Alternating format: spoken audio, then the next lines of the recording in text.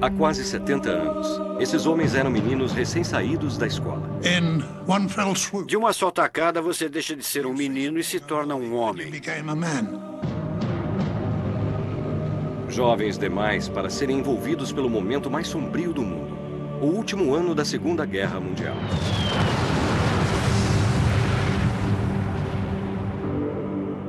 Agora, em idade avançada, esses preciosos poucos sobreviventes estão à nossa volta, ocultos sob nossas vistas. Esta é a última chance de ouvir o que realmente aconteceu. Corpos de alemães, corpos de canadenses, corpos de britânicos. The smell, O cheiro, stench, o fedor. that's war. Isso é a guerra. That's war. Isso é a guerra. Do desembarque nas praias do dia D, a luta na Batalha das Ardenas no inverno congelante e o avanço pela Europa, revelando os verdadeiros horrores da Alemanha nazista. Como os seres humanos podem fazer aquilo a outros seres humanos? Como podem fazer isso? É a história deles nas palavras deles e não aquela escrita por generais e historiadores. After all these years, Após todos esses anos, isso ainda mexe comigo. Se houver filmagens originais, veremos onde eles lutaram. Se os registros não existirem, usaremos bombas reais e armas para ilustrar pelo que os veteranos passaram.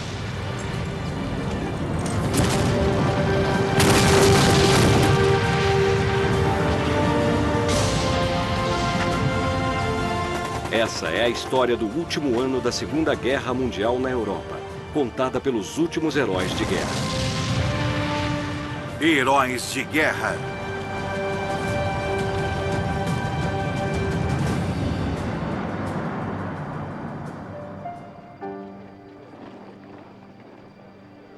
O dia D.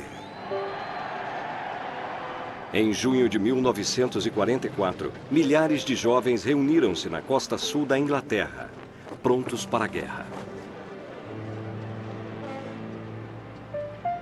ships Navios por toda parte atrás de nós, aos nossos lados, na nossa frente. Eu nunca tinha visto tantos navios. Eu nem sabia que tínhamos tantos.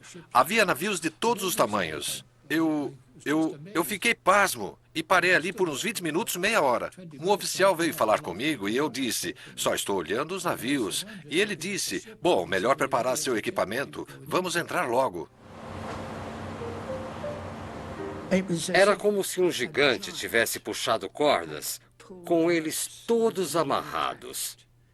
Era uma visão fantástica.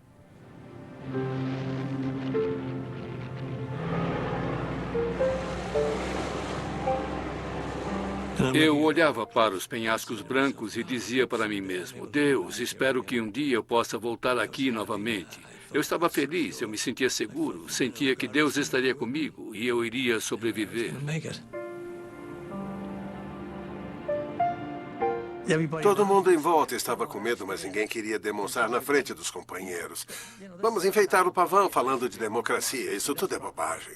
Mas somos da infantaria. Você luta pelo seu companheiro, o homem à sua direita e à sua esquerda. É isso. Você não quer decepcioná-los. É disso que se trata. Você nem pensa que poderia ser atingido. Aquilo era para valer.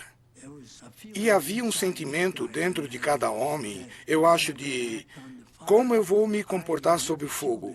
Eu nunca tinha matado ninguém. Eu nunca tive uma arma quando criança. Eu nunca fui caçar como os sulistas no meu grupo. Então eu não sabia se conseguiria matar um homem. Eu havia me convencido de que não iria voltar.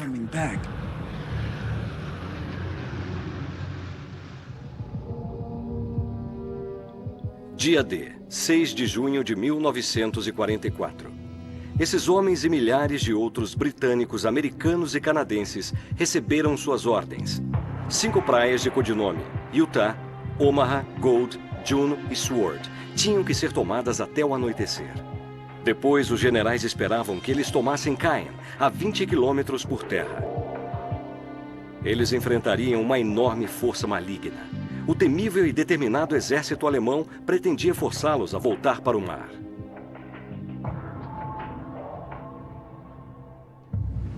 A travessia.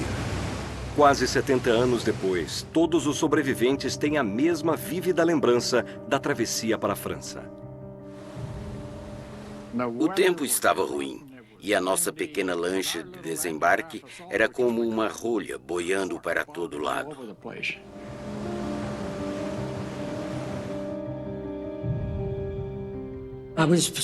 Eu fiquei enjoado continuamente, durante todo o trajeto, até não conseguir ficar mais enjoado. Até recebermos a ordem de ligar os motores e soltar os tanques, meu enjoo marítimo sumiu.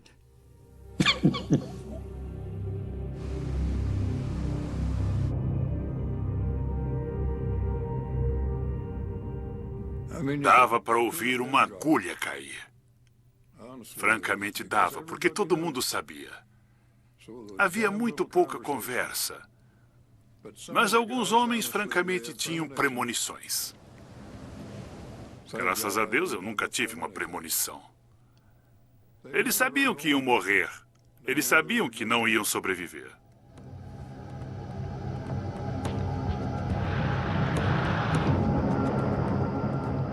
Antes de as tropas desembarcarem, os planos dos aliados eram reduzir a resistência das defesas germânicas com bombardeio aéreo e depois naval. Os primeiros disparos. Um estudante de medicina de 19 anos de Nova York, Hal Baumgarten, foi espremido dentro de um barco. Ele se lembra de ouvir o começo de tudo.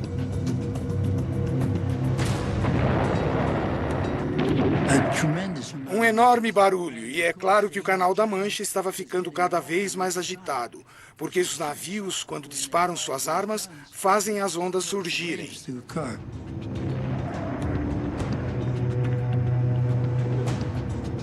Tinha armas de 16 polegadas atirando projéteis desse tamanho. E eles passavam pela cabeça como um trem expresso. O som era igual ao de um trem passando pela sua cabeça.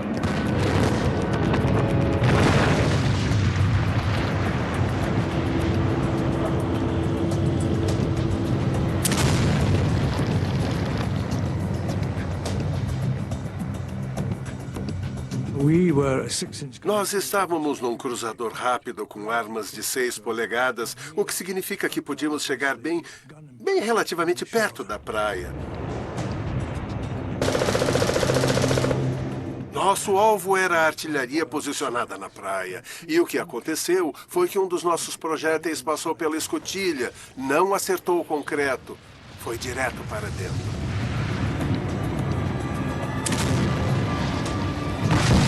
E explodiu, deixando toda aquela casa-mata em pedaços, não maiores do que o motor de um carro. E eles ainda estão lá no meio do mato. E por isso nós chamamos aquilo de tiro de sorte, mas sempre dissemos que foi o mais preciso.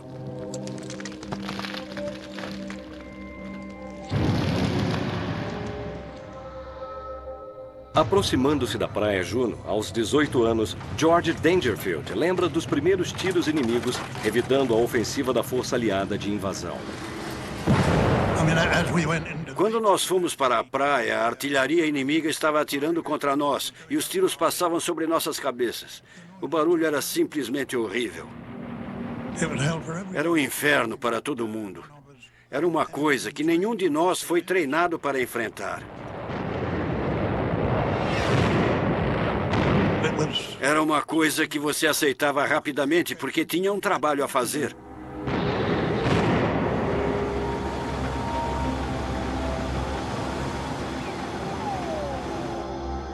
Aos 20 anos, Donald McCarthy era de Boston, nos Estados Unidos.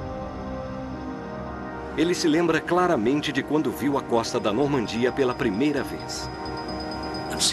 Eu disse, meu Deus, é a França. Nós vamos para lá, nós vamos invadir.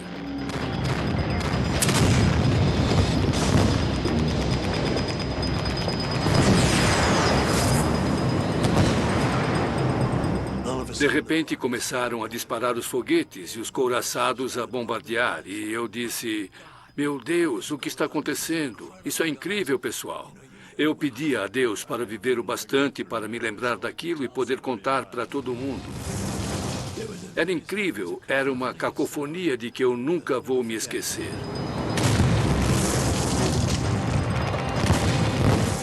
Eu ainda sinto cada som daquilo agora mesmo, enquanto falo com você.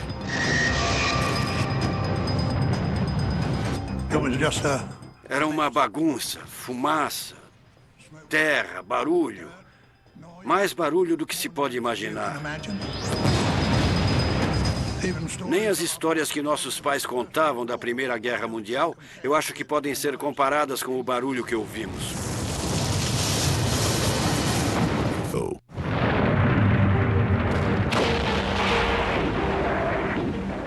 O plano de invasão do dia D estava longe de ser perfeito e o clima era atroz. Para os homens do mar, não se parecia com nada que eles haviam experimentado antes.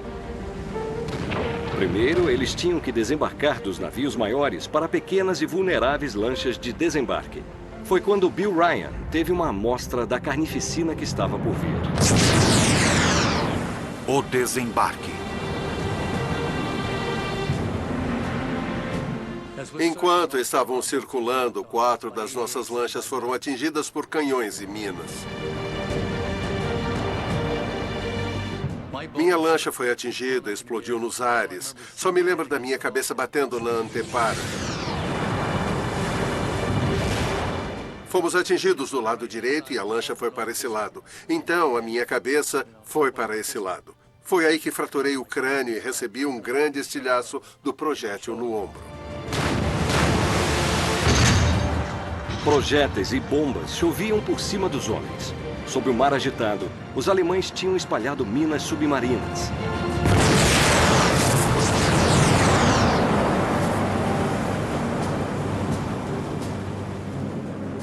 Como numa piscina gigante, raias eram traçadas no mar onde a passagem havia sido liberada para as lanchas de desembarque atravessarem. Assim eles esperavam. De repente veio um rangido horrível por baixo e dava para perceber que tinha atingido alguma coisa. Então a frente subiu, a parte da frente subiu.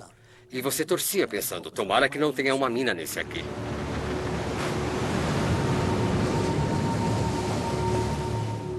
Um menino de fazenda de 28 anos de Ontário, no Canadá, Alex Adair, foi um dos milhares a se dirigir à Praia Júnior. Minha lancha bateu num obstáculo na água.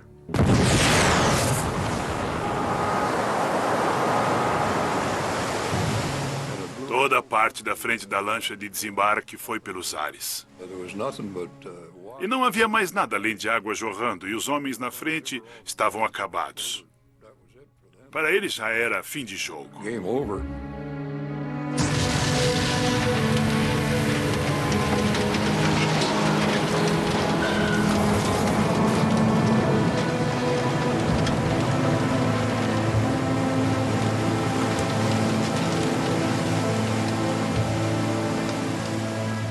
Os companheiros mais próximos de Hal Baumgarten tiveram o mesmo destino quando se aproximaram da praia Omar. Enquanto a minha pequena lancha se aproximava, a lancha à minha esquerda, da companhia B, atingiu uma mina e explodiu. E nós tomamos um banho de madeira, metal, partes de corpos e sangue. Essas foram as minhas boas-vindas da França.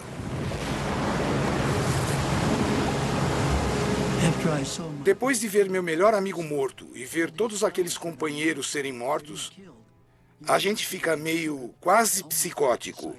A gente quer matar. Enquanto as lanchas de desembarque se aproximavam das praias, elas desciam suas rampas, revelando para os homens o campo de batalha à frente.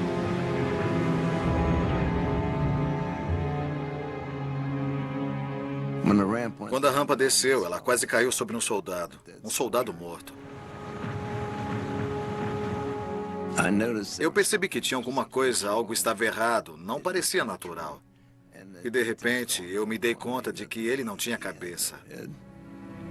Tinha apenas um pedaço de osso saliente aqui atrás.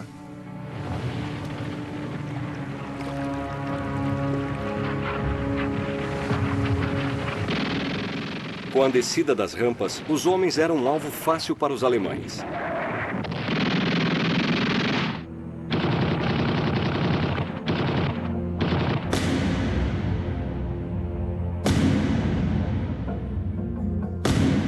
Muitos foram derrubados antes de conseguirem chegar à praia. 6:30 da manhã.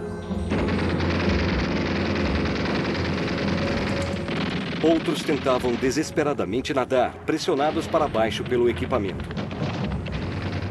Esses homens desceram da rampa, foram direto para o fundo e muitos se afogaram.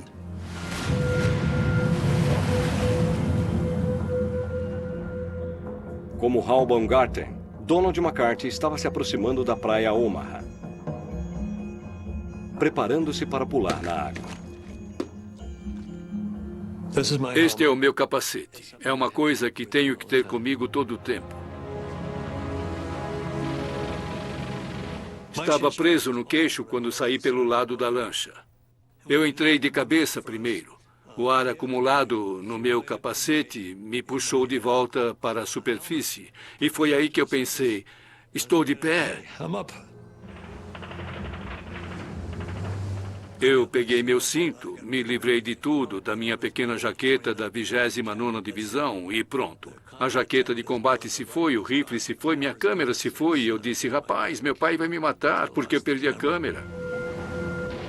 Na Praia Gold, centenas de homens tentavam nadar desesperadamente até a praia. Todos nós tínhamos Mae Westes. Sabe o que é um Mae West? O Mae West é um colete inflável. A Mae West tem um...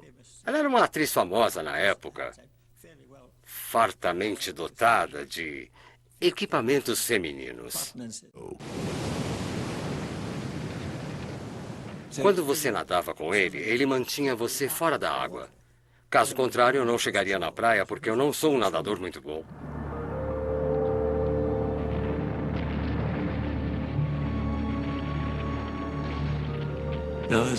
Havia um garoto ao meu lado e eu pensei que ele tinha acabado de subir comigo. Depois descobri que ele tinha se afogado, mas eu estava falando com ele tão de perto quanto falo com você. E eu disse, vamos lá, nade, nade, nade. E ele não dizia nada. Então eu o agarrei pelo ombro e o puxei comigo. No começo eu estava puxando para usá-lo como proteção. Não estava fazendo nenhum favor a ele, estava fazendo um favor para mim. Isso me infernizou por longos anos. Por 25 anos me incomodou. Isso existiu na maior parte da minha vida, essa culpa, porque eles foram os heróis, nós fomos os sobreviventes. Encarando uma saraivada de balas e morteiros, Donald McCarthy se lembra de quase perder a esperança. As praias.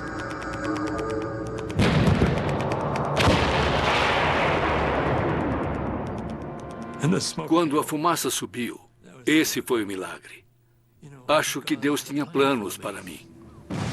Usando a fumaça como cobertura, Don e os demais de sua unidade em Omaha correram para a praia. Apesar de muitos homens terem finalmente desembarcado em suas praias, o progresso era lento em Omaha. Com centenas já mortos, as ondas seguintes foram enviadas sem nenhuma ideia do banho de sangue que os aguardava. Um jovem de 24 anos de Liverpool, Jim Kelly, desembarcou na praia Seward. No nosso grupo, devia haver cerca de 7 de nós a 6 passos de chegar à praia. Apenas eu estava de pé. Os outros todos haviam tombado e me mandaram sair da praia. No caos da guerra, Jim se lembra de uma imagem surreal, bizarra. Tinha um homem parado ali, vestindo o uniforme naval completo, todo aprumado, e ficava controlando o tráfego na praia. Vamos, saia da praia. Não deixava ninguém parar. Para fora, para fora. Também chegando à praia Seward estava o sinaleiro Ken Stewart.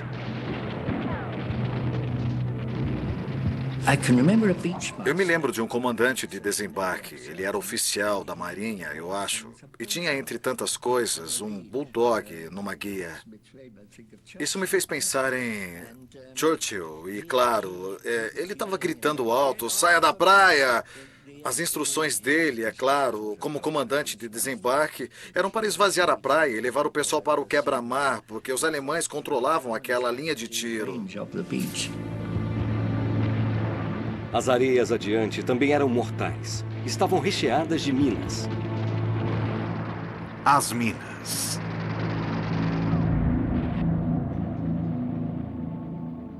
Um homem chegou perto de mim. Eu não sei quem ele era, que uniforme usava.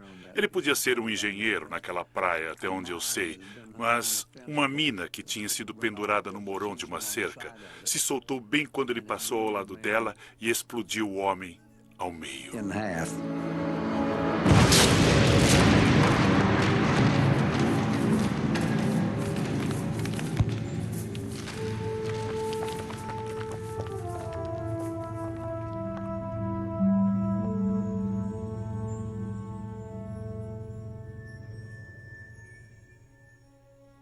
O atendente de enfermaria recém-treinado George Dangerfield nunca se esquecerá dos padioleiros trazendo os primeiros feridos.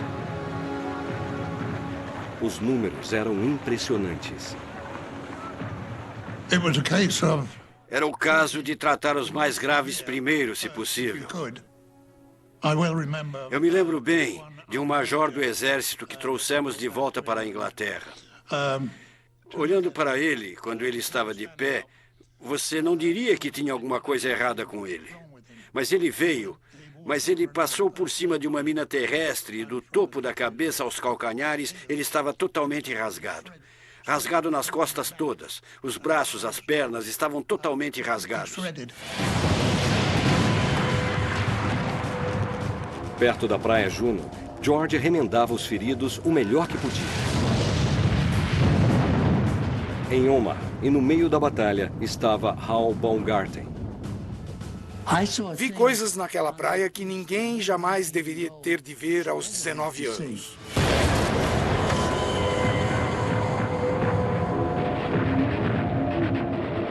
Vi homens com suas vísceras expostas gritando: mamãe, mãe, médico.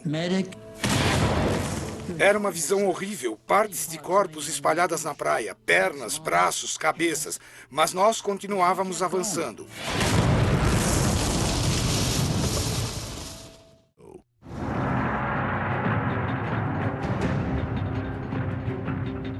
Os aliados começaram a desembarcar nas praias da Normandia e as forças nazistas da Alemanha estavam infligindo pesadas baixas. Antes da invasão, os generais tinham um plano extraordinário que esperavam poder ajudar os soldados a avançar nas praias. A Força Aérea as sobrevoaria e as bombardearia.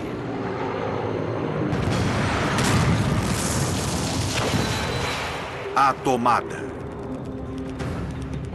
A ideia era que a Força Aérea deveria bombardear a praia para termos trincheiras para entrar. Quando eles chegaram, as lanchas de desembarque estavam chegando. Então eles não quiseram jogar as bombas por medo de nos atingir e lançaram as bombas a 5 quilômetros terra dentro. E não me importo em dizer que a precisão de bombardeio da Força Aérea na Segunda Guerra Mundial era balela.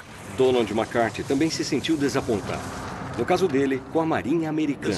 Essa foi a única coisa que nos prometeram. Não se preocupem, rapazes, a Marinha vai cuidar de vocês. Eles vão cavar todo tipo de buraco para vocês. Não precisam se preocupar. Vai haver muitos lugares para se esconder.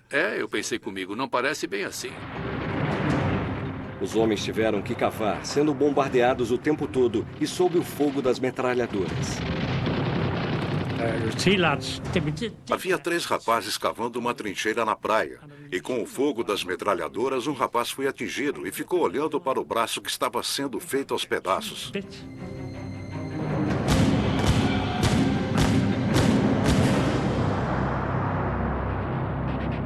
De todos os homens que sobreviveram à loteria do dia D, Hal Baumgarten, na praia Omaha, foi um dos mais sortudos.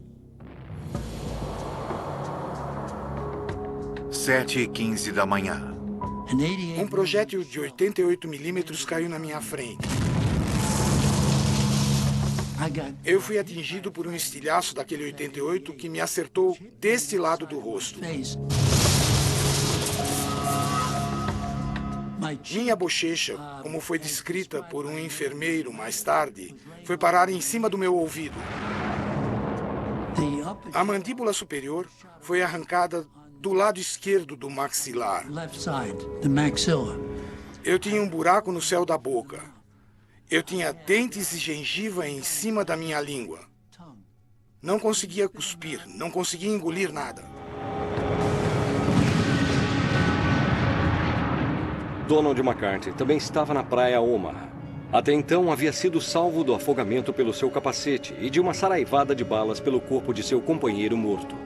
Outra bomba explodiu e tanto o médico quanto eu fomos atingidos. Ele nas costas e eu na perna esquerda. Eu estava caído e dizia, eu tenho alguns problemas também. E 2 médicos me puxaram. Puxaram um garoto que tinha sido baleado gravemente. Nos puxaram para a cratera e nós ficamos escondidos.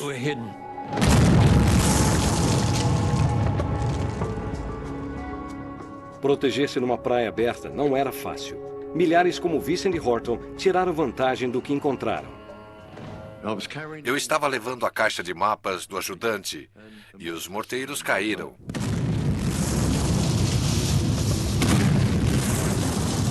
E eu mergulhei numa cratera.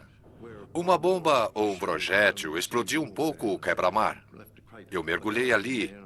Meu rifle cortou o meu olho em cima. Bem aqui, em cima. Então eu senti alguns pedaços entrando em mim. E esperei até aquilo terminar.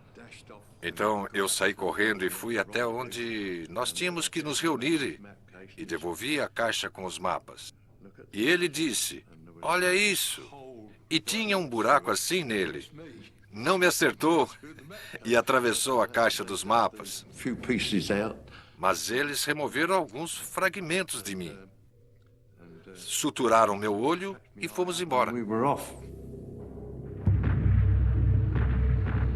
Com apenas meia mandíbula e a maioria dos dentes faltando, Hal Baumgarten continuou como se nada tivesse acontecido. E foi atingido de novo. 10 da manhã. Nessa hora, um morteiro explodiu e eu levei 3 estilhaços no meu capacete, no meu escalpo. E toquei neles com 3 dedos. Eles voltaram com sangue. O sangue escorreu sobre meu ouvido e por trás do meu pescoço. Alguns homens na unidade de Hall, com lança-chamas, tentaram tomar as casamatas e abrigos alemães. Hall assistiu horrorizado quando os alemães rapidamente os atacaram. Os lança-chamas foram atingidos. Seus tanques de combustível foram atingidos. E os homens foram cremados. Eu podia sentir o cheiro da carne.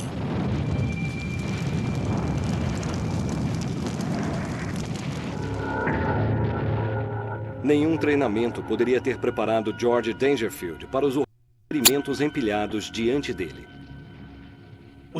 Nós estávamos tentando manter vivas essas pessoas que tinham sido levadas para nós e que estavam feridas e machucadas. Ferimentos de estilhaços podem ser muito, muito feios. Podem arrancar um membro ou arrancar grandes pedaços de tecido muscular, coisas assim, e deixar grandes buracos no corpo.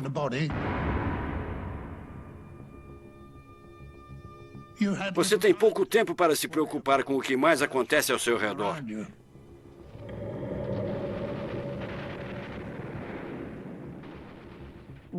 Uma das lembranças mais vívidas que eu tenho é de ver um soldado canadense que tinha sido atingido no rosto e a maior parte do rosto explodiu. E o padre o estava confortando. O padre estava bem perto. E o rapaz queria um cigarro. Não havia onde colocá-lo. E depois eu vi uma fotografia, tirada por um fotógrafo canadense que desembarcou com eles. Ela não apenas mostra o baluarte de que estávamos perto, mas também alguns canadenses feridos, inclusive um com um grande curativo de campo no rosto. E eu me pergunto, desde então, se esse não é o rapaz que eu vi.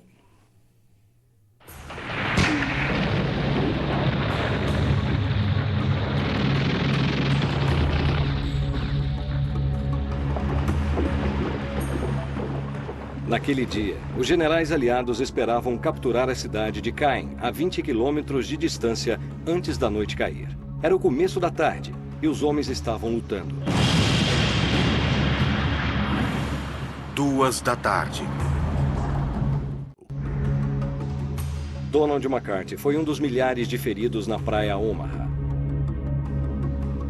Apesar de seus ferimentos por estilhaços de morteiro, ele se lembra de observar o caos se desenrolar diante de seus olhos. Eu vi a praia devastada. Assisti todo o show. Vi um ME-109 sobrevoar 2 vezes e ir direto para a praia. Vi crianças serem mortas ainda chegando à praia.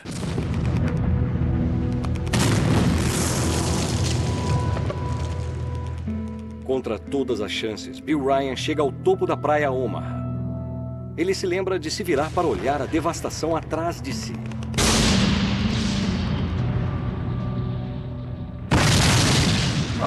Eu queria ter uma câmera ou um gravador. Eu teria feito uma fortuna, porque eu estava bem no flanco esquerdo, entrando, olhando para a praia Omaha, para aquele caos, aquela confusão, a coisa toda. A única coisa que nos salvou foi aquele destroyer americano, o USS Franklin, que chegou bem perto, sem ficar encalhado, e começou a disparar contra a montanha.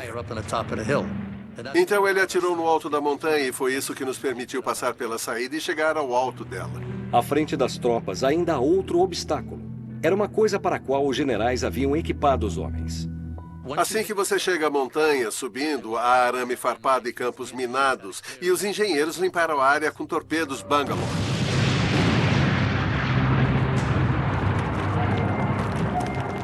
Apesar das perdas e baixas, as tropas remanescentes atravessam com segurança o arame farpado. Estavam perto das forças germânicas. Alguns estavam feridos, mas continuaram heroicamente. 5 da tarde. Hal Balgarten rastejou para fora da praia Omaha, presumindo que não sobreviveria aquele dia. Ele havia perdido metade da mandíbula, a maior parte dos dentes, e 3 estilhaços estavam encravados em sua cabeça. Era um milagre ainda estar vivo. Então, mais notícias ruins. Enquanto rastejava, eu devo ter disparado aquela mina. Parecia que uma pedra tinha acertado meu pé esquerdo. Olhei para baixo e vi um buraco no meu pé esquerdo, na perneira. Nós usávamos perneiras. Então, eu estava muito bem de bandagens. Eu tirei o sapato e, como você derramaria a água de um vaso, eu derramei o sangue do meu sapato. Tirei a meia. Fiz uma bela bandagem. Pólvora e uma bela bandagem. Mas nessa hora, as bombas estavam caindo. Então eu calcei o sapato e caminhei para a linha de proteção. As casamatas. Vastas fortalezas, uma variedade de casamatas de concreto, estações de rádio e abrigos no alto das praias eram as últimas, mas as mais inexpugnáveis defesas que as tropas ainda tinham que enfrentar. 6:30 da noite. Charles Scott Brown sabia exatamente o que fazer. O que você faz é continuar movendo e depois tenta colocar de modo que a arma está aqui e você coloca um homem embaixo. Você joga pela escotilha, se for um detonador de 3 segundos, é só soltar a alavanca. Dá para ver a fumaça. Depois você conta 1, 2, 3 e solta.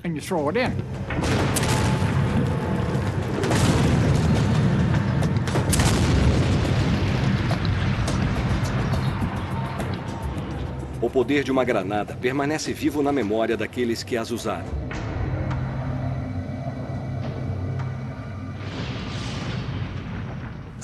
Eu olhei lá dentro e havia 2 homens lá. O que restava deles?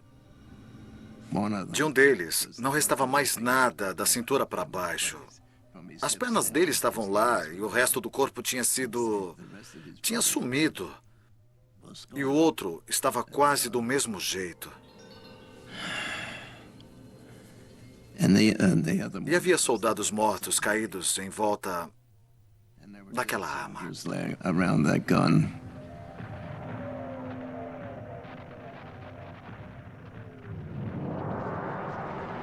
Uma vez no alto das praias, os homens descobriram que, de algum modo, haviam sobrevivido ao mais sangrento assalto da guerra até então. Você diz, graças a Deus não sou eu. Por pior que eu me sentisse por aqueles pobres coitados. Talvez seja egoísmo, mas eu disse, Jesus Cristo, eu sobrevivi.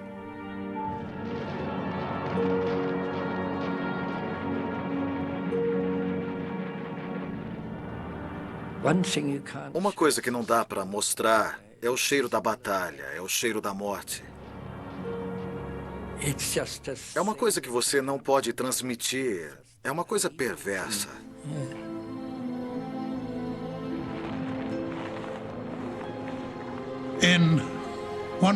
De uma só tacada, você deixa de ser um menino e se torna um homem. Porque tem que lidar com problemas de homens. Era rápido assim.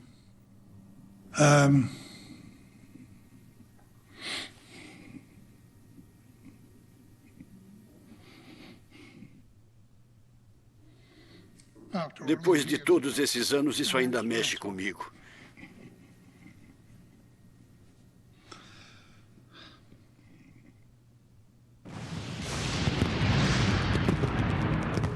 Protegendo as praias. As tropas haviam passado o dia inteiro lutando para descer naquelas praias. Enquanto a noite caía, alguns ainda estavam atolados nas dunas. Outros tinham se aventurado até a Normandia, mas nenhum alcançara o objetivo de chegar à cidade de Caen. Na praia Omaha, com meia mandíbula, estilhaços na cabeça e um buraco no pé, Hal Baumgarten estava para ser atingido novamente. Meia-noite. Havia uma metralhadora alemã a uns 50 metros estrada abaixo. E apontando para aquela estrada, uma MG-42. E todo mundo ficou de tocaia ali. Cheguei meio tarde e estava agachado. Então, uma bala veio por esse pedaço do lábio e arrancou esse pedaço do lábio. E arrancou minha mandíbula superior direita. Mais dentes e gengiva na minha língua. Então, ali, caí em cima daqueles caras que não importavam mais, porque estavam quase mortos.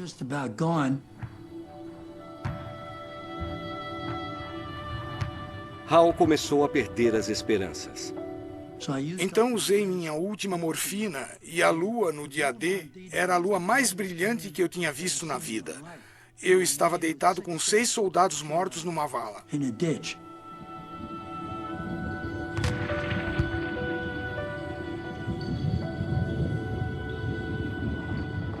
Depois de ser ferido na mesma praia, Donald MacArthur foi levado para um hospital de campo.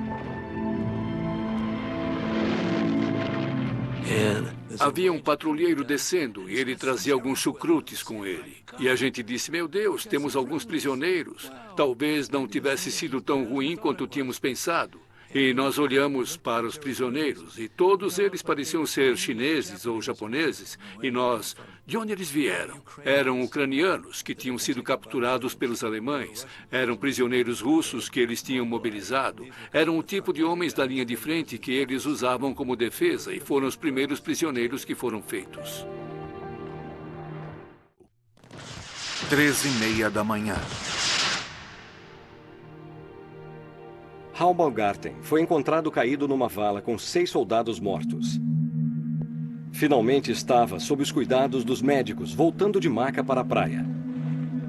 Ele pensou que sua provação tinha finalmente acabado. Atiradores alemães estavam à minha esquerda, em cima do barranco, e começaram a atirar nos feridos. Eles meteram uma bala na cruz vermelha da faixa do braço do enfermeiro. Atiraram no meu joelho direito, que não foi um ferimento sério, acredite ou não, mas o tiro seguinte passou entre os meus olhos. E bem aí, o Destroyer McCook chegou à praia com o fundo raspando na areia. E o oficial de artilharia se tornou meu amigo mais recentemente. Ele varreu os atiradores com armas de 5 polegadas. Os tiros passaram bem sobre minha cabeça. E você via fumaça subindo por aquele barranco. E os atiradores foram varridos, exterminados. Eu gosto de usar a palavra exterminado.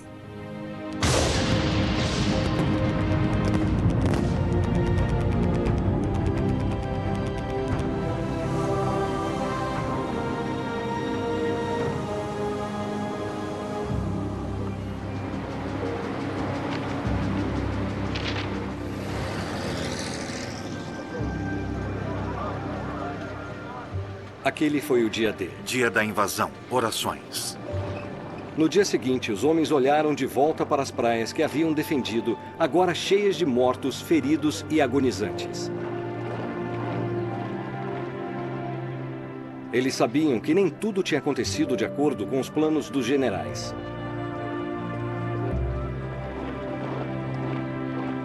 Mas a invasão da Europa havia começado.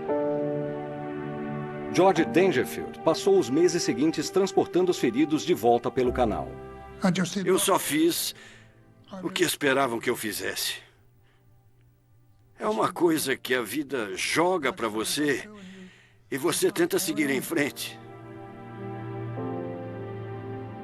Vincent Horton, que sobreviveu a um estilhaço que atravessou sua caixa de mapas, foi seriamente ferido mais tarde, quando pisou numa mina terrestre. Quando acordei e me vi sem as pernas, fiquei arrasado. Mas quando percebi que estava vivo, eu fiquei feliz. E soube então que não haveria mais guerra para mim. Em outras palavras, tudo bem agora, meu caro. Acabou. O invencível Hal Baumgarten, ferido 5 vezes só no dia D, foi mandado de volta para a Inglaterra. Ele nunca mais lutou. Isso me deu um grande apego à vida. Em outras palavras, eu sabia como a vida era curta. E sobreviver a uma coisa daquelas mostra a você que a vida é importante. E todos os dias eu digo à minha esposa, talvez 5 vezes por dia, o quanto eu a amo e aos meus filhos. Todos os meus filhos dizem, quando conversam comigo, eu te amo. E nós dizemos a mesma coisa de volta. Porque nunca se sabe quando a sua hora vai chegar.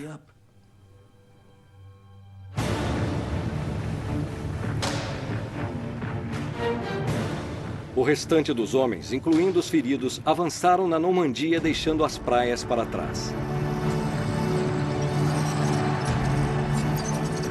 Você sabe o que aconteceu na ação anterior. E, santo Deus, você tem medo do que vai acontecer na próxima.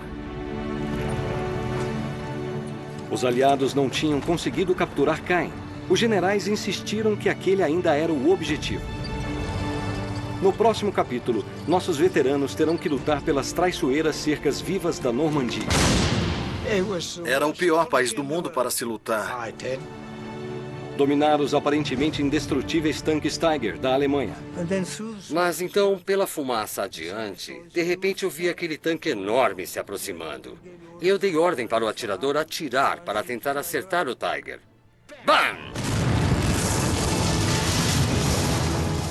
Depois bombardear as cidades francesas e lutar homem a homem contra os soldados mais temidos de Hitler. Corpos alemães, corpos canadenses, corpos britânicos. Isto é a guerra. Uma das batalhas mais difíceis na França foi a Batalha de Caen. Versão Marshmallow São Paulo.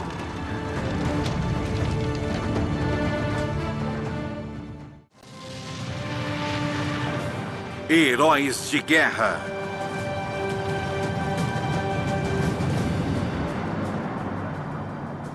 A Batalha de Caen.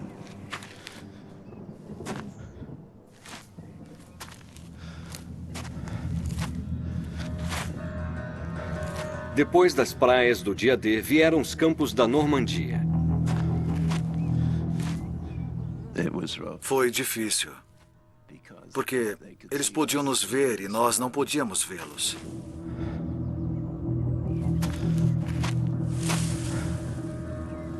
Eu diria que foi o pior combate que eu já estive. Porque nós perdemos homens demais. Você vai de uma cerca viva para outra, e os alemães estão atrás de cada uma delas.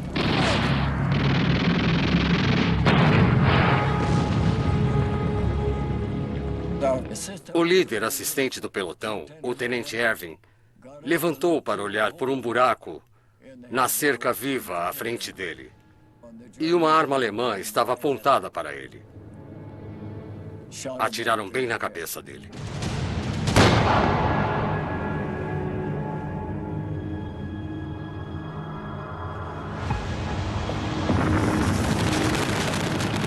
Poucas horas antes, nas praias do dia D, esses homens já haviam suportado fogo constante de casamatas, bombardeios e minas submarinas. Eles viram incontáveis amigos morrerem. Agora estavam entrando em uma nova fase da batalha. As tropas aliadas receberam ordens do general Montgomery de avançar pela Normandia e tomar a cidade de Caen.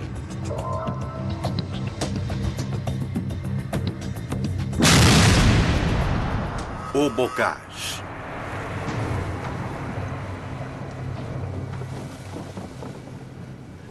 Os alemães estavam entrincheirados, ocultos por um labirinto de altas cercas vivas, campos e estradas de terra, conhecido localmente como o Bocage.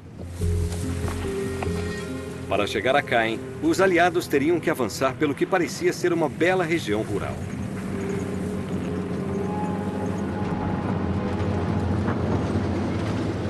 Na realidade, era mais como uma batalha na selva. Incrivelmente, ninguém achou que esse terreno seria difícil. Divisões armadas, que haviam sido vitoriosas nas planícies desérticas do norte da África, foram enviadas na frente. Em seu veículo de reconhecimento, Ron Titterton, aos 23 anos, foi parte do avanço. Era o pior campo do mundo para se lutar. Nós estávamos acostumados à luta aberta no deserto. E deixar o deserto para vir lutar num campo como o Bocage era... Sabe, para nós era suicídio.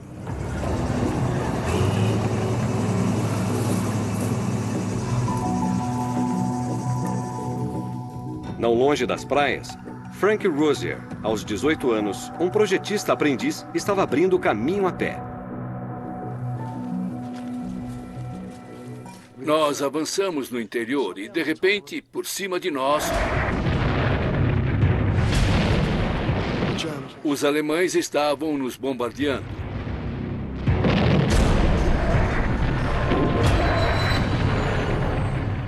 Eu me joguei no chão e o rapaz que caminhava ao meu lado deve ter sido atingido, porque as mãos dele caíram na minha frente.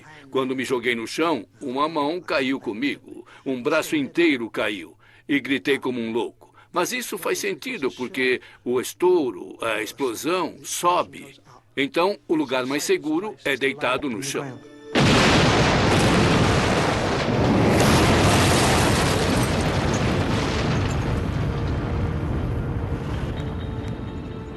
Os campos agora estavam salpicados de jovens lutando pela primeira vez na vida.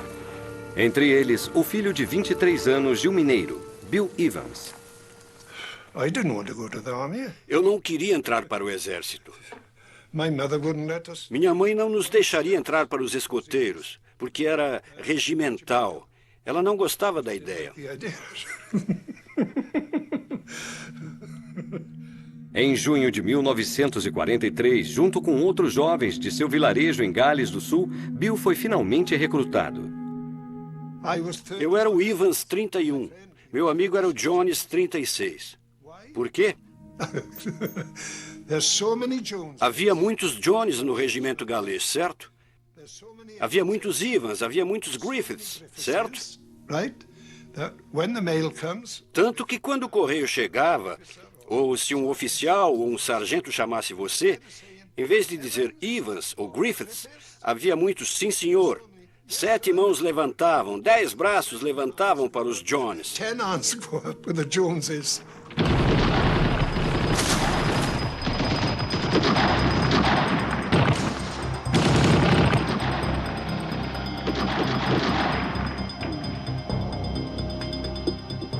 Com 97 anos, Bill Doyle era um sargento de pelotão recém-casado de 29 anos na época. Não distante da praia Omaha, Bill está preso no bocage sob fogo pesado. Nós tivemos que tomar aquelas cercas vivas. Os alemães estavam atirando pelo campo. Nós ficamos lá por 3 dias. Apenas correndo de uma cerca viva para outra. E, francamente, na metade do tempo eu não sabia onde estávamos. Dava para ouvir as balas quando elas passavam e resvalavam numa cerca viva.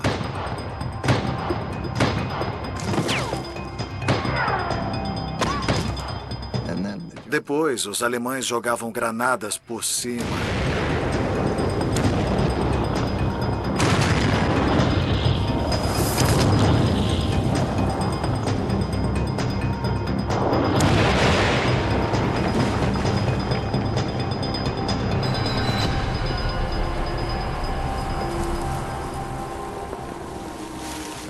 Eu senti medo o tempo todo que fiquei ali.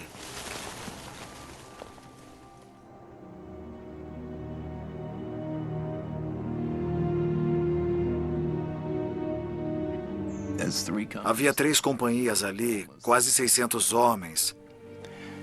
110 de nós voltamos daquela missão.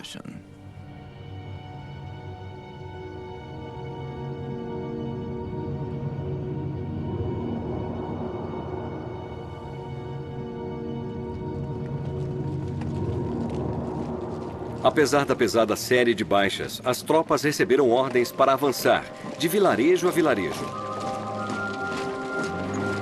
Bill Evans e os homens do batalhão de fronteira de Gales do Sul foram mandados através de um bosque. Nós estávamos subindo a estrada e tinha um 88 milímetros atirando bem no ângulo mais baixo.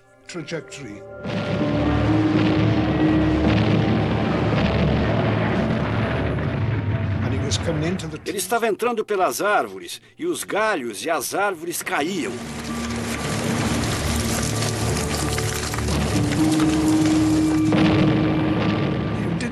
Nós não tínhamos tempo para mergulhar.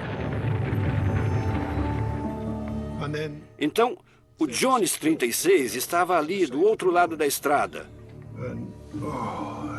E ele gritava. Gritava como um louco.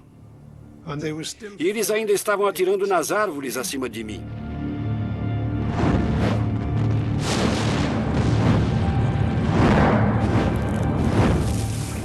Quando os projéteis alemães explodiam, as próprias árvores tornaram-se armas, estilhaçando lascas mortais em todas as direções. O Jones estava gritando e tinha uma lasca de árvore no rosto. Tudo que eu conseguia ver era a bochecha, o osso malar aqui e o sangue jorrando para fora. Ah, santo Deus. Eu peguei meu curativo de campo e enfaixei com umas 3 voltas o rosto dele, quando um oficial gritou para mim: Evans, deixe ele para os padioleiros. Vamos, vamos! Era avançar, avançar. Não ligue para isso. Deixe ele para os padioleiros, vamos! E eu o deixei lá, Eu não sabia, não sei que ano foi, não muitos anos atrás, que eu descobri que o Jones 36 morreu, deixado para sangrar até morrer.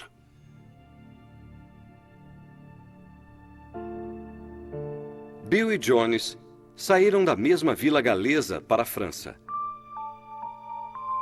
Frederick James Jones morreu nos campos da Normandia com apenas 19 anos. Eu fiquei enojado na ocasião.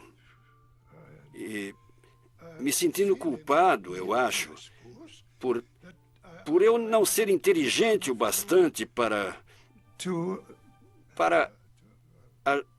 Bom, o que eu fiz não o ajudou, entende? E... não tanto me culpando, mas... um tipo de sentimento... querer ter podido fazer mais por ele, sabe?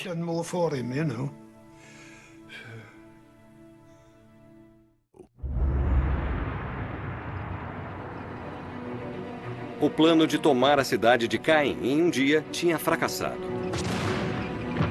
Os generais agora ordenam que as divisões blindadas ataquem os alemães de frente. Batalhas de tanques.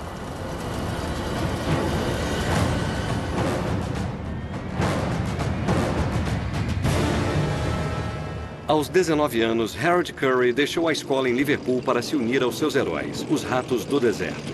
E agora ele estava em um de seus tanques, lançando-se através dos campos da Normandia.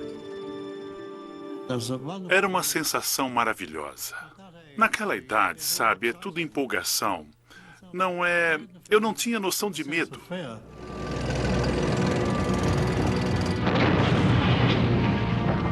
Mas então, de repente, vieram as explosões.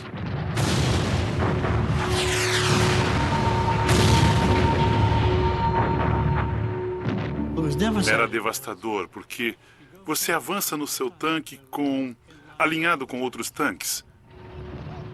Então, podia-se ver o tanque à sua direita explodir, outro à sua esquerda explodir. E era uma questão de sorte se você seria o próximo ou não.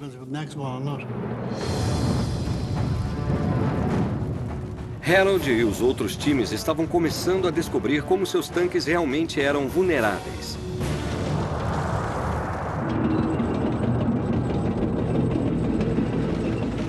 Quando se depararam com uma das armas alemãs mais destrutivas, o tanque Tiger.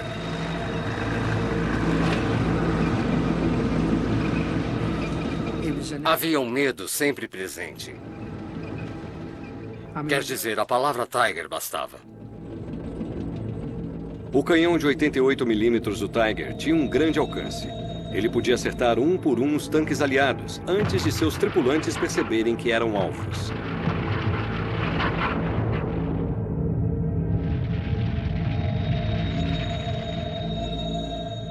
O ex-funcionário da empresa de ônibus de Cardiff, Peter Davis, aos 28 anos, fazia parte das forças que atacavam de frente os alemães em seu tanque Sherman.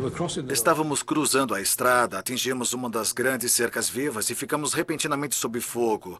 Projéteis pesados estavam chegando perto de nós. Um tanque foi destruído e os 5 homens mortos. Outro tanque foi atingido e 2 homens morreram.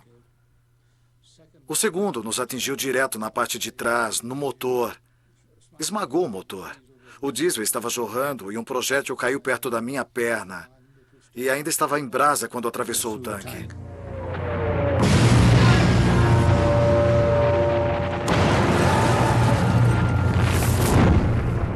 Os projéteis alemães podiam atravessar facilmente um tanque Sherman, incendiando tudo em seu interior.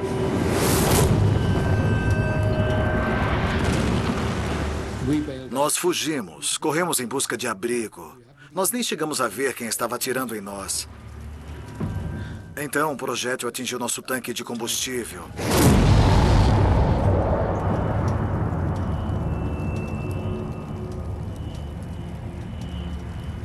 Nós fomos neutralizados em questão de 10 minutos, antes de entrarmos em qualquer combate. Eu perdi meu primeiro tanque. Ao longo dos campos da Normandia, o Tiger estava deixando um rastro de tanques aliados em chamas.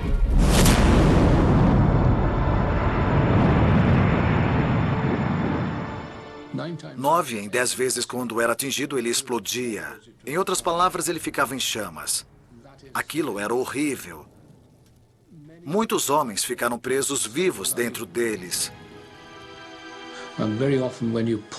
E muito frequentemente, quando você saía em missão à noite, dava para ver os restos dos tanques que ficaram para trás, ardendo com um brilho vermelho.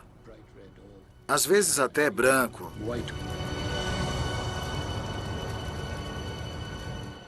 Isso faz parte do horror da guerra.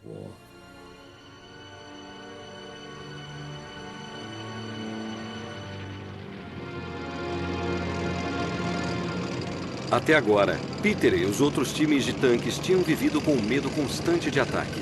Eles eram frequentemente lacrados dentro de um espaço de menos de 2 metros quadrados, que se tornava a sala de jantar, a cozinha e o banheiro para os 5 homens no interior. Eles são sua família, de certo modo, porque você olhou para as caras feias deles nos últimos 12 meses ou 3 anos. Você conhece os medos, as preocupações e os problemas que eles têm. Vocês moram juntos, comem juntos, dormem juntos. Morrem juntos, se preciso.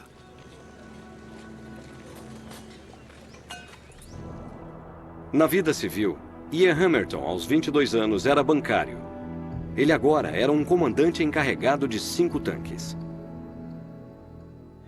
Apesar do medo incessante, havia sempre a esperança de que você não fosse um alvo. Então, à noite, nós achamos prudente cavar um buraco de uns 30 centímetros ou mais, colocar o encerado do tanque sobre ele, passar o tanque por cima dele e depois colocar nossos cobertores lá embaixo. Então, todo mundo ficava entrincheirado debaixo dos tanques para ter alguma proteção. Nós até conseguimos ouvir as transmissões locais da BBC.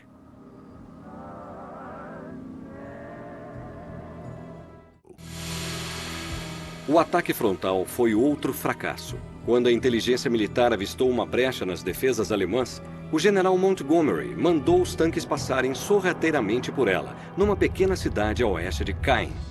Villers-Bocage.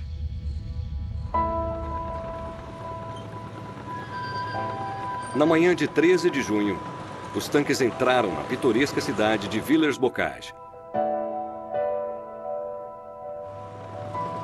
Entre eles, o estudante que sonhava ser comandante de tanque Harold Curry, em seu tanque Crowell. Nós chegamos num lindo dia. As pessoas saíram à rua, com flores, cidra e conhaque. E nós pensamos, isso é ótimo, nenhum sinal dos alemães. E pensamos, hoje vai ser um dia maravilhoso para nós. Em seu tanque, não muito atrás de Harold, estava o ex-remador da Universidade de Cambridge, o tenente de 23 anos, John Cloudesley Thompson. Eu estava ocupado olhando o mapa, tentando entender o que estava acontecendo. E então, de repente, o tanque na minha frente explodiu em chamas.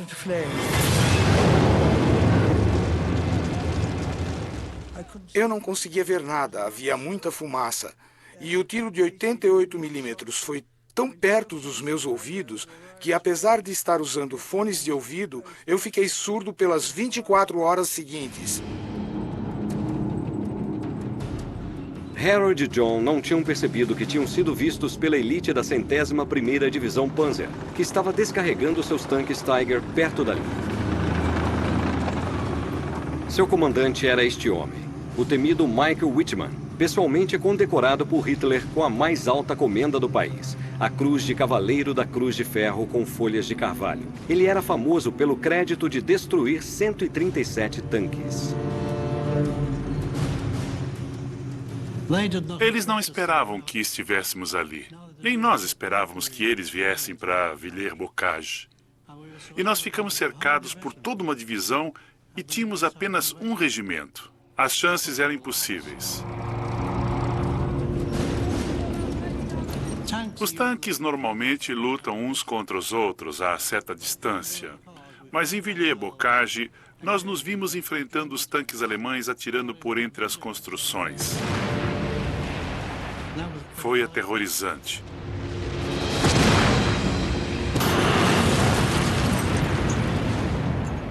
As explosões aconteciam por toda a cidade. Você via tanques sendo explodidos e aí você pensava, bom, o próximo posso ser eu. Mas você tinha que tirar isso da cabeça porque é assim que a vida é.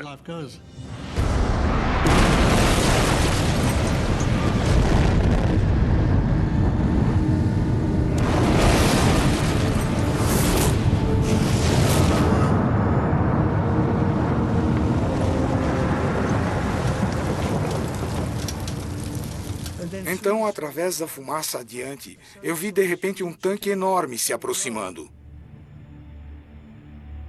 John Cloudesley Thompson não fazia ideia de que seu tanque estava cara a cara com o Tiger de Michael Whitman.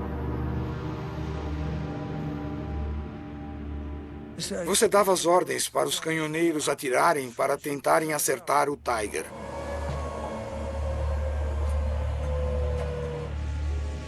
Bang! Mas muito por cima do tanque Tiger. Não teria feito nenhuma diferença se tivéssemos acertado, porque alguns dos outros tanques tinham acertado e as balas ricochetearam. Não fazia nenhuma diferença. Os canhões aliados simplesmente não eram poderosos o bastante para perfurar a blindagem do Tiger. Os tanques alemães eram mais bem projetados. Não acho que quem projetou nossos tanques tenha estado numa batalha de tanques ou sequer visto um. Vi aquele tanque virar o canhão de 88 milímetros desse jeito e bam! O tiro veio. E eu estava de pé na torre, olhando pelo periscópio. E me abaixei e senti um formigamento entre minhas pernas. Pensei, ainda bem que minhas pernas estavam abertas, porque eu sabia que o tiro devia ter passado no meio e parado no motor.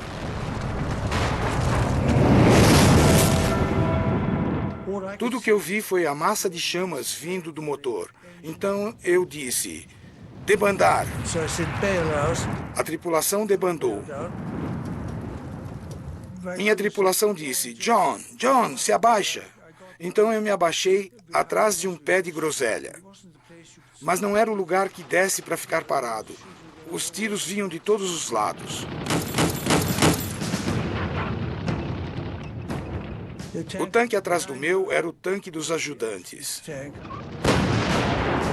E o Tiger estava respondendo ao fogo. Ele o acertou com um tiro e foi para dentro da cidade.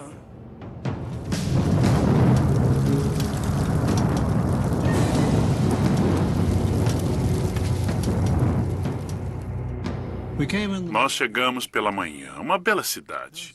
Nenhum sinal de destruição em lugar nenhum. Quando saímos, havia tanques por toda a cidade.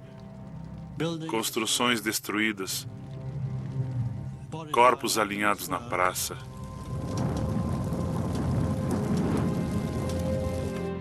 Jovens que estavam vivos naquela manhã estavam mortos. Você tem que viver com isso.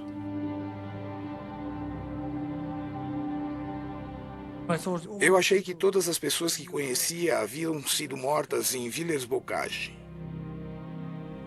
Foi a única vez na minha vida em que fiquei realmente apavorado. Eu achava que era adulto. Era adulto no final daquilo tudo, mas no começo não era.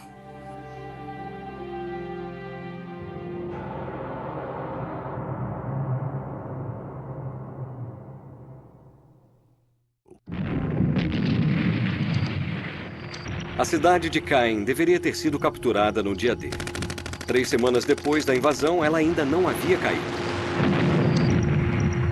Após fracassar no ataque frontal aos alemães, os generais elaboraram um novo plano. Cercar a cidade. Canadenses, americanos e britânicos se mobilizaram para circundar as defesas alemãs.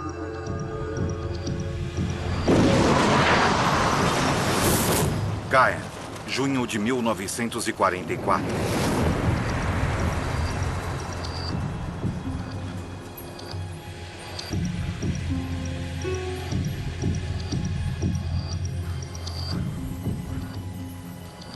Nós tínhamos que avançar até onde eles se defendiam. Então ficamos com o pior trabalho. Nós tínhamos que encontrá-los.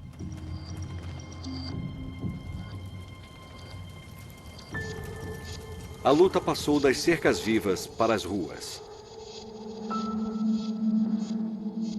Cozinhas e salas de estar das casas de gente comum tornaram-se campo de batalha. Em vez de lutar pelos campos, para Frank Rosier, o inimigo agora estava atrás de cada porta. Era assustador. E o único jeito de descobrir onde os chucrutes estavam era fazendo-os atirar em você. E rezar para você descobrir de onde eles estavam atirando.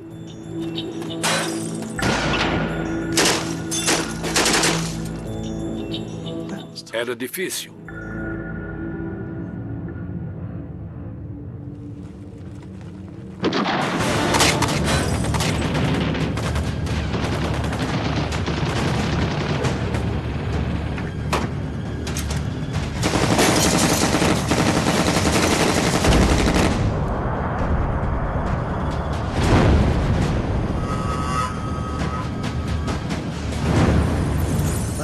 Mas eles tinham o hábito de deixar algumas crianças francesas em volta deles. E você entrava no cômodo e via as crianças.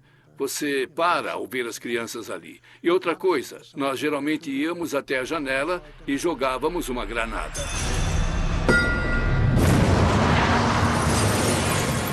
As pequenas granadas na forma de um abacaxi, usadas para limpar trincheiras inimigas e casamatas, foram projetadas para serem letais em pequenos espaços fechados.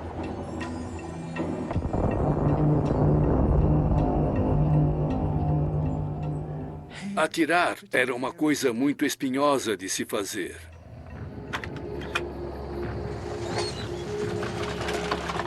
Nos campos, as unidades de artilharia improvisaram com seus canhões antiaéreos Bofors. Elas o apontavam com um ângulo baixo para poder disparar como uma metralhadora.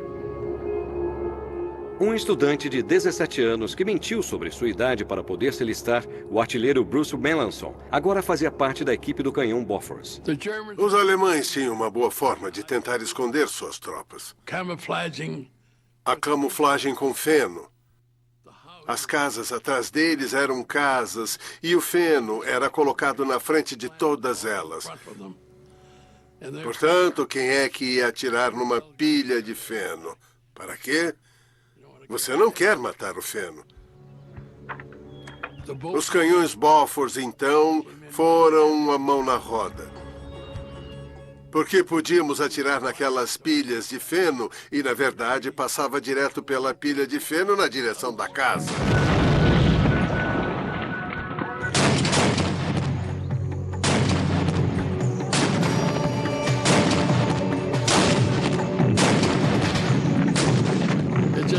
Era só bang, bang, bang, bang, bang.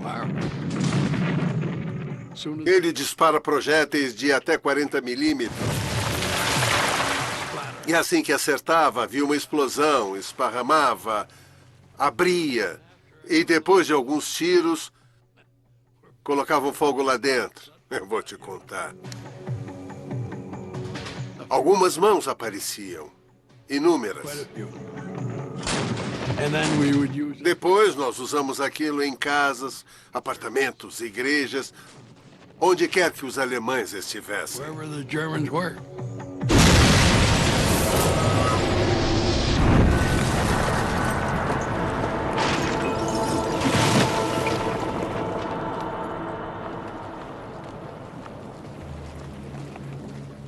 Não longe de Bruce, os canadenses tinham vencido uma unidade alemã nos subúrbios de Caen.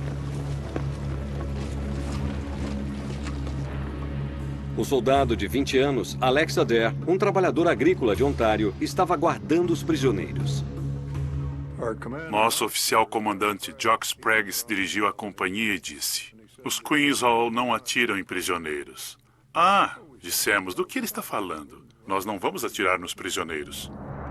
Alex ficou chocado ao descobrir contra quem estivera lutando. Eles eram a 12ª Divisão de Elite Panzer, da SS, a fanática juventude hitlerista, com reputação de matar prisioneiros.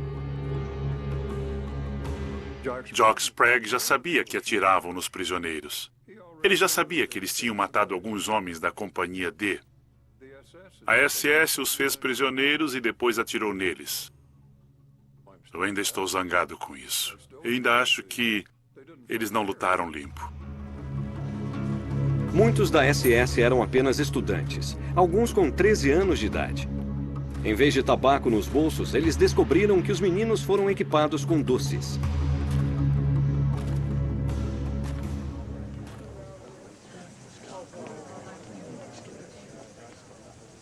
As tropas de terra ainda não estavam nem perto de capturar Caen. Havia inclusive o temor de serem pressionados de volta para o mar e de a invasão da Europa ser abandonada.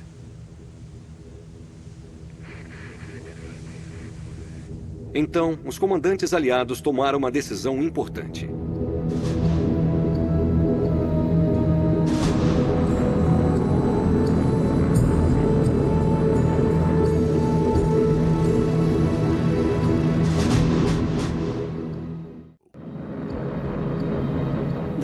Eles chegaram de manhã cedo, voando sobre o mar.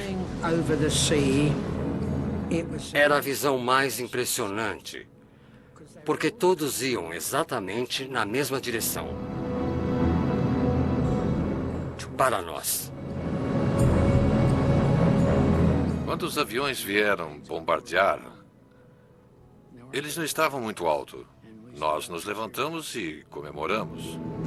Havia tantos bombardeiros que era como uma esteira rolante.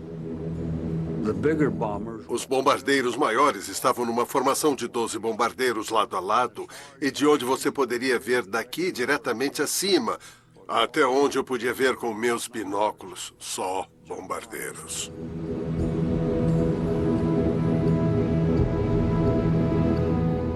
Mais de 2.000 bombardeiros foram enviados para devastar a cidade de Caen.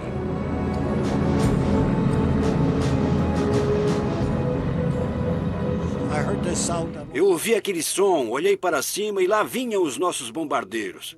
Eu pensei, caramba, mostrem para eles. Eu só tirei o capacete, acenei e gritei, vão pegá-los, rapazes! O que eu vi em seguida foram as bombas. As portas estavam abrindo e aquelas coisas vinham apitando para baixo. Eu corri para um pequeno buraco no chão, mergulhei lá dentro depressa.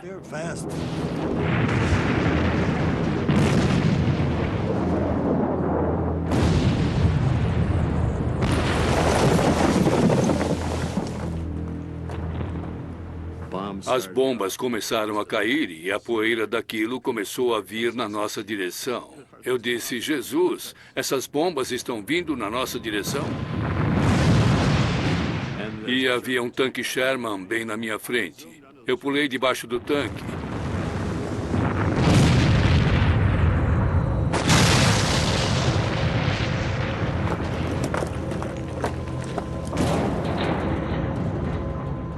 Deus Todo-Poderoso.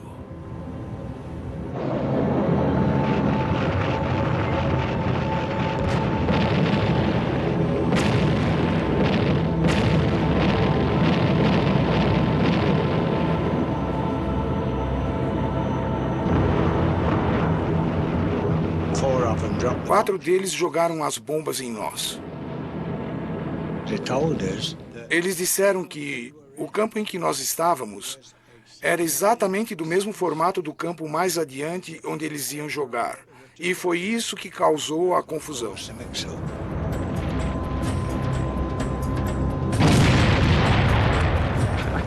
Foi assustador.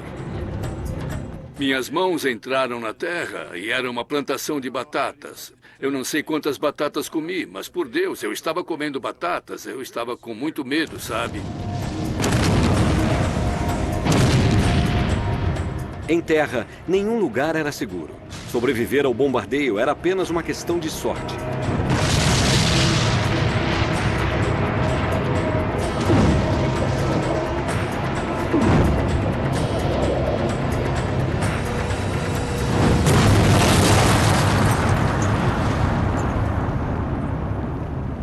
Nós perdemos 60 homens. Acho que os canadenses perderam 600.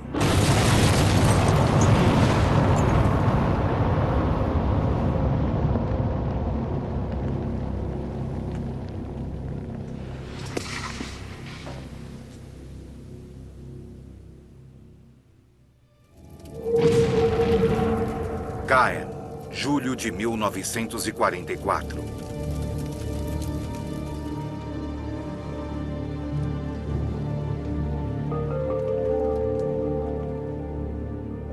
Uma das mais intensivas campanhas de bombardeio da história estava acabada. A bela cidade medieval de Caen estava em ruínas.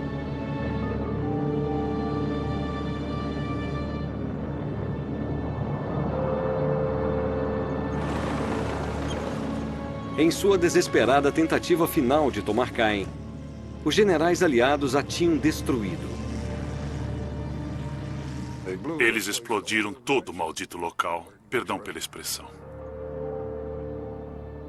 Nós tínhamos lugares na primeira fila para assistir ao bombardeio. A cidade estava um inferno, então eles não conseguiam levar os blindados pelas ruas.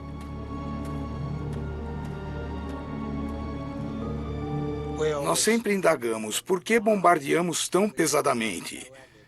Porque quando você bombardeia um lugar, isso cria um ótimo esconderijo para a infantaria e deixava nosso trabalho muito pior. Logo estava lutando de casa em casa, depois nos escombros. Nós não éramos esclarecidos o bastante para saber que o bombardeio, na verdade, serviu aos alemães. É mais fácil defender uma cidade em ruínas do que uma cidade normal, porque os escombros lhe dão uma cobertura fantástica. Os alemães disseram ótimo. Monte disse, devia ter sido capturada no dia D. Louco.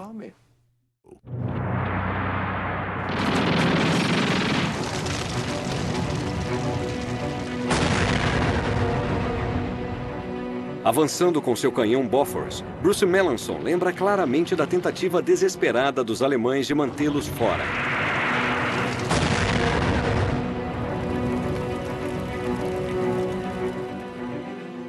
Foi assustador. Não houve nenhum momento em Caen em que você não estivesse com os nervos à flor da pele, ou sob bombardeio pesado, sob artilharia pesada, tudo pesado. Foi uma luta constante.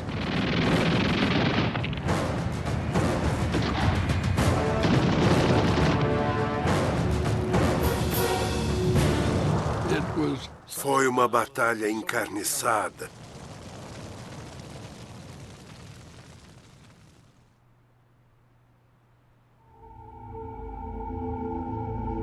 Bruce e as demais forças de terra levaram 2 dias lutando intensamente para finalmente tomar Caen. Em 21 de julho de 1944, as últimas defesas alemãs tinham deixado a cidade. Mais de 70 anos depois, as lembranças não são de vitória e celebração. Foi triste, para dizer o mínimo.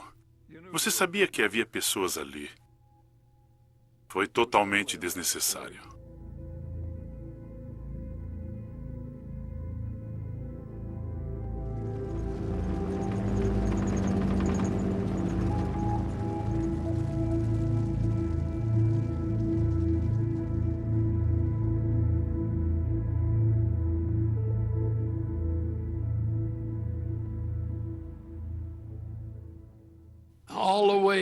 Durante toda aquela batalha, não havia nada além de ver corpos mortos. Cavalos mortos. Vacas mortas. E à medida que avançávamos com os nossos caminhões e canhões para tentar passar, nós tínhamos que parar, às vezes, e remover os corpos para podermos passar. E depois os corpos seriam recolhidos pelas equipes médicas, sabe? Mais tarde, o cheiro, o fedor. Essa foi a Batalha de Caen. É isso que você vivencia, é isso que você vê. É para isso que você olha. Corpos alemães, corpos canadenses, corpos britânicos. Tudo estava bem ali para ser visto. Entre os porcos, os cavalos, as vacas e tudo mais. Isso é a guerra. Isso é a guerra. Era assim que Caen estava. Horrível. Absolutamente horrível. Uma das batalhas mais duras na França foi a Batalha de Caen. Eu nunca vou me esquecer.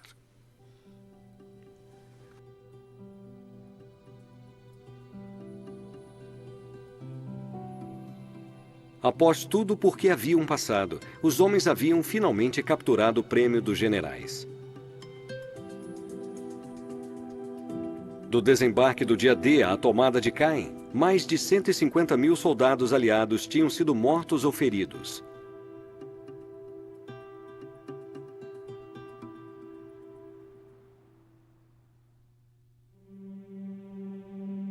Tendo sobrevivido à Batalha de Villers-Bocage, John Cloudsley Thompson continuou em um novo tanque, até ser mandado para casa devido a ferimentos.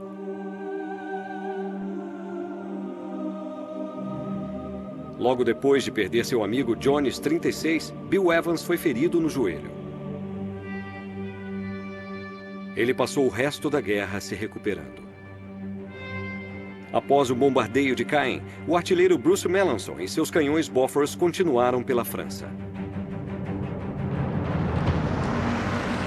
No capítulo seguinte de sua história, os aliados achavam que o pior havia passado. Nenhum deles esperava que o exército alemão se reagrupasse, determinado a expulsá-los da Normandia a qualquer custo. Você está no limite o tempo todo. Assim, você pode ser morto a qualquer hora, qualquer segundo. É simples assim. Adiante, atiradores aguardam em cada vilarejo. Quando você pega um daqueles caras naqueles locais, você cresce. E os aliados vivenciariam uma das batalhas mais sangrentas de toda a guerra, a passagem de Falaise. Eu me sentei no chão e chorei enojado. Eu matei um ser humano.